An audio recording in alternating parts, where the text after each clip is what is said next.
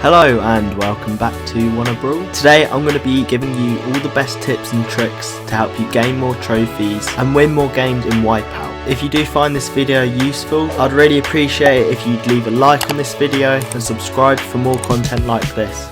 In case you're not that familiar with the Wipeout game mode, it's very similar to Knockout and Bounty. So the objective is for your team to get a total of 8 kills on the enemy team before they can do the same to you. This game mode is very map dependent, so the first piece of advice I'd give you is make sure you're picking the right brawler for the map. Just take a short amount of time before going into a game, looking at the layout of the map and how you're going to use your brawler and position yourself to give yourself an advantage over the enemy team. Consider the lanes, the amount of cover and what bushes are on the map, and also how your brawler pick will synergize with the rest of your team. The second piece of advice I'd like to give, it sounds fairly obvious, but is to don't die. In other game modes it's more forgiving. If you die you can just respawn and it doesn't have consequences. However, every time you die in this, it gives a point to the enemy team and sets you back from winning. The best way to avoid this is to make sure the brawler you're fighting is a good matchup. In an open space, clearly a longer range brawler is going to have much more of an advantage over a close range brawler, so consider this when attacking. When you do defeat an enemy brawler, just make sure to heal yourself up again before going back into battle, otherwise you'll always be at a disadvantage. There's no rush, especially if you're leading on kills. There's no need to hurry back into battle to get more kills. Also, good positioning is really important. Making sure you're not left out in the open, having some walls to hide behind is very useful, or a bush to hide in.